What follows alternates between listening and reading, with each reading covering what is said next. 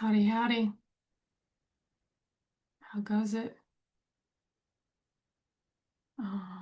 Here we go. Try and start up again. Give me just a second. I had it all ready to go and then I had to hit a button.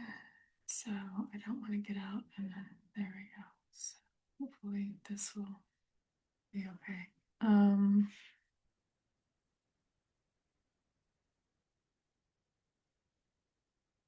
just trying to make myself small over here. All right.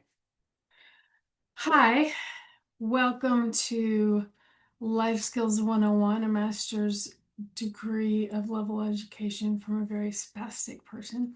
As you can see, I've gotten my hair cut. Kind of looks like a boy. I'm kind of hoping to channel the Demi Moore ghost look from the early 90s, but anyway, it's going to do its own thing and we shall see what happens in the intermedium of all this, but welcome back. I just wanted to finish up a couple of things that I forgot last time on organizing space. So you can revisit the previous workshop. I'm here today just to show you um, a couple of things. Maybe it may feel redundant to some of you, and if so, you can, fast forward again. Like I say, this is a program that you do on your own time and your own pace. So, organizing space. Um, we talked about the principle six of big, medium, and small. And so, this is for those who had never heard this analogy. But and just a reminder that Stacy, you're gonna sort, toss a sign, and then containerize, and then exercise it, and then you do you.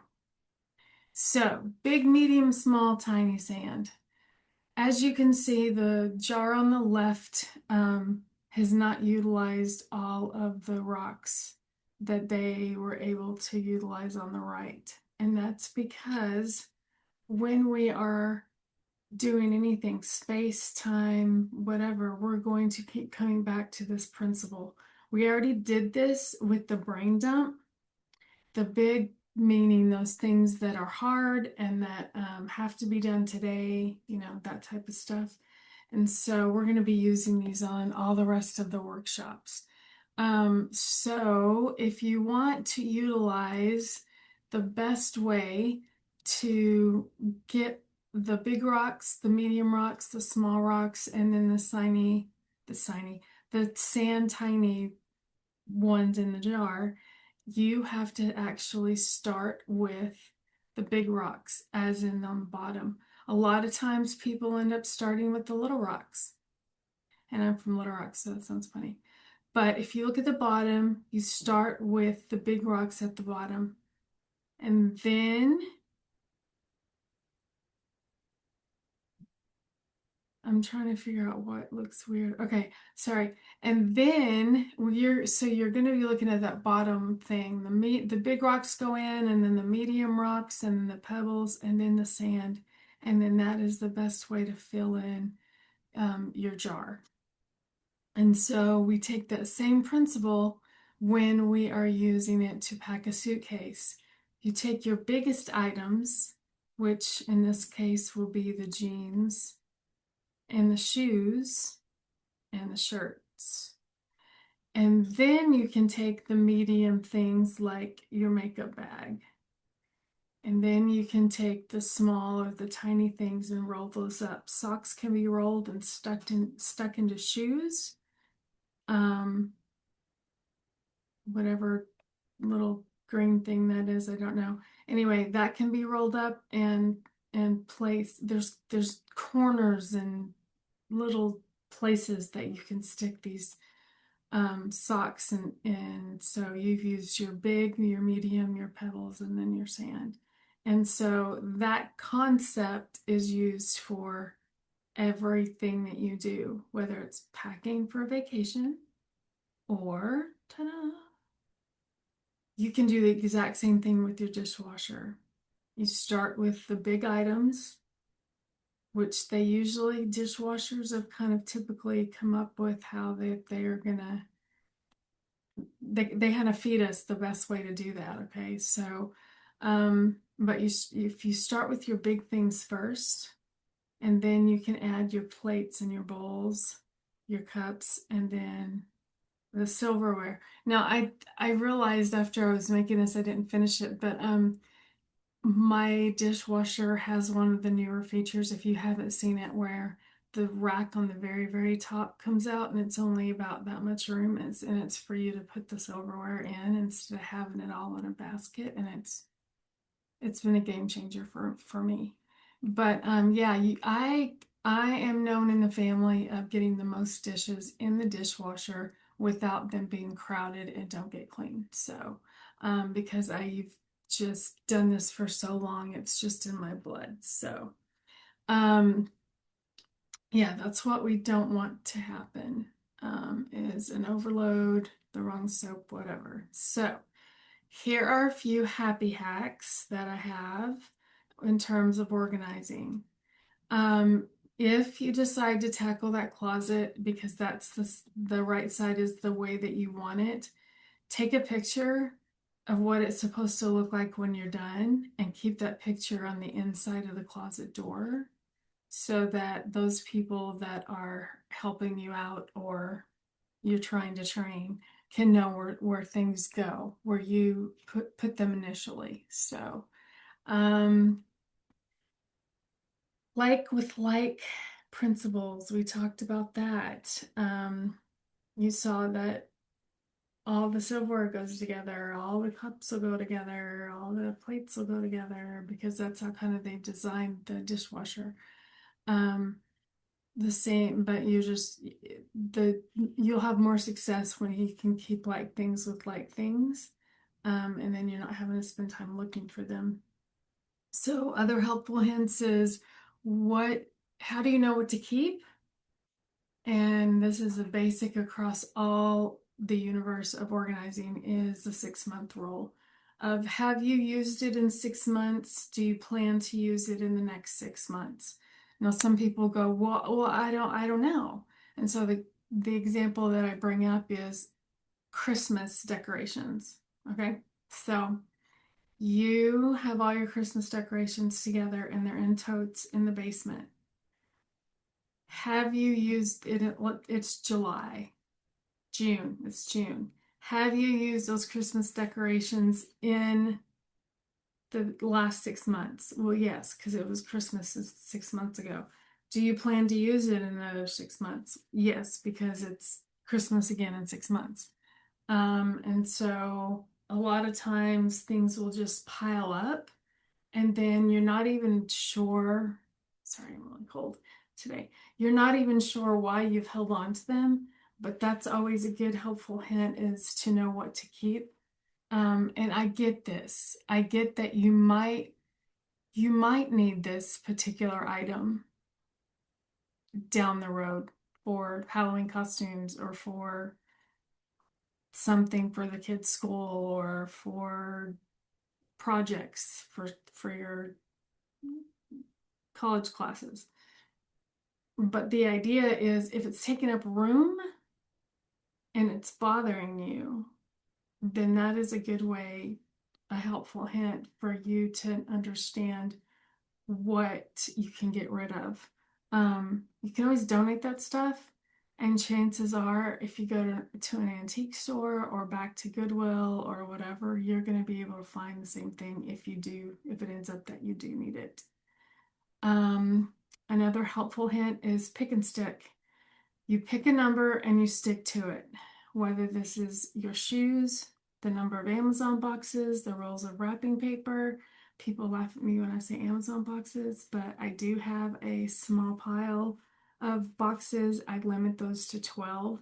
If a new box comes in and it is got the cool folds and all that kind of stuff, I want to keep that one. So then I have to make a decision of which one can I really let go of so that then that doesn't over pot like get too much, the pile doesn't grow. The same with shoes.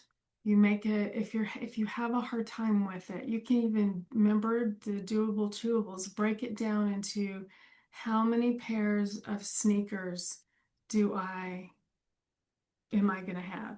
How many pairs of work shoes can I have? Am I going to have? How many pairs of heels or sandals am I going to have? And then if you stick with that number, and because some people are really, really into shoes. A lot of people are really, really just that wrapping paper just grows and grows, but they're always buying more and more and more. And so it's just a number that you pick that number that you have room to stick with room for, and then stick with that number. And you really do. Every time I get a new really cool box from Amazon, I go down and take bring out another one that I will sacrifice for the new box I like better. Okay, here's a happy hack. Some of you might have seen this many, many times. Let me just take a quick drink. And for you, though, of those that just judged me that, oh, she's in kidney failure, but she's drinking soda. When you're dying, you can get away with a lot of things. And so it's only a 7 ounce can, and then I drink water the rest of the day. So, um, happy hack, is it's really awkward, especially if you look on the right side with that type of thing in your closet, because it's hard with the part that comes down and loops that holds that top rack in. It doesn't let the hangers that are facing backwards to move. It's going to hit that bar because it's not designed for it. But my husband, when we moved into a house, when we first moved to Chicago, I thought I was going to be a good wife and I gave him the bigger closet. After about 2 or 3 years, he was like, you know what, this is too much room for me because I just end up throwing stuff in there and then I can't find anything. It's just too much. And I was more than happy to take it over. So when I spent that day organizing, basically, I put all the crap on the bed that he could go through later. Um, but I put his all of his clothes with the hangers backwards, but I also put them in rainbow order because I was being a little sarcastic, and that was before the two famous ladies that put everything in rainbow color. So he comes home and he opens up his closet and he's like, "Whoa, what's going on?" And I said, "Well, the rainbow colors are just for fun." But the backwards hangers, what that does is it tells you at the end of 6 months of that season what you have not worn because you've never taken it off. You have to take everything off the rod and then turn it backwards. But then at the end of that season, you're like, you know what? I never wore this shirt. I really don't even like this shirt. Then that is a perfect um, clue that you are not going to wear that anymore. Like you're just not going to wear it. And then the same thing for the next season. And so um, it's that's been super helpful in my house. And so when we moved to the house that I'm currently in, my husband put all of his stuff backwards, and then within about 8 months, he knew what he was going to wear and what he wasn't going to wear. And so I just went through my closet to kind of declutter so that things are a little easier for people when I flippity flip. And I still have some stuff in there I forgot about because I'm not a clothes horse, but I was just like, oh, that was stuck in there so much. And so you've got to have room to be able to see it. Plus, it doesn't get wrinkly. But turn those hangers backwards and give it 6 months in that season. If you haven't worn that shirt, then let's donate it. So just a reminder, P as in prep, plan, prepare, right? You're going to sketch that out, plan your area out. Your zone is going to be the STA. You're going to sort, toss, assign, and then you're going to containerize it and then exercise it and then figure out what works for you. And then just some reinforceable reminders and reliable resources are, if it's overwhelming, break it down. How do you break this down into a small thing? For some people, it's that, oh, take 5 minutes a day to declutter. Again, if that works for you, awesome. If that doesn't, because you end up finding things and then getting distracted and then nothing gets done, then you're adding to the time, then that might not be the best thing. But just remember that you're doable chewables. And so, even if you don't have time to go through your closet, and let's say, so well, right now I'm recording in the summer. And so, in the middle of July, you don't have to worry about your winter clothes. So just keep them all on the side, one side of the closet, or keep them all in a box that you'll get to when it starts to get cooler, if you've only got time to worry about the stuff you're wearing in the summer. So anyway, there's always ways to break things down into a doable, chewable. Organization doesn't mean it's not going to get messy once in a while. The trick is easy cleanup. That's what that means. Everything has a place and a place for everything. So the kids could have spent the entire day running in and out of the house in the sprinklers with the towels on the floor and the popsicles and the crayons and the sidewalk chalk and everything is just completely crazy. But if your house is in fashion and set up in a way that the kids understand as well, then when you blow your whistle or give them that time frame that you're going to clean up, sorry,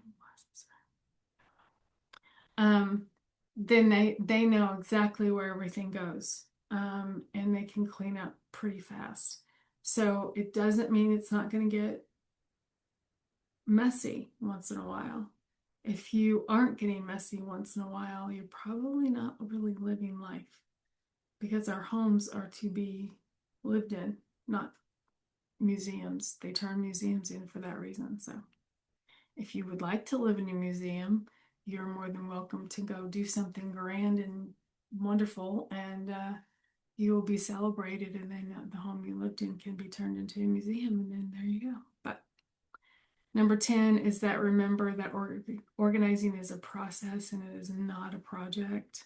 It is about building habits, though. So you're just going to start small. You're going to start with that drawer in your bathroom, or you're going to start with your closet, or the kids' closet, or the toy box. Start small, but just start working on these habits until your home is like how you want it.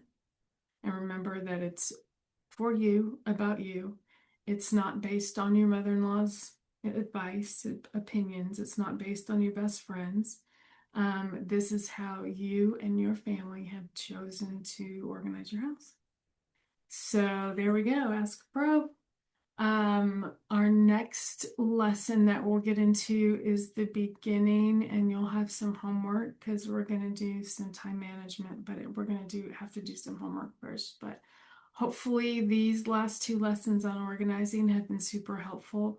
And my husband was funny because I've been struggling lately with just still not feeling good, worse and worse, but also getting really bored because I don't have a whole lot to do because I don't feel well.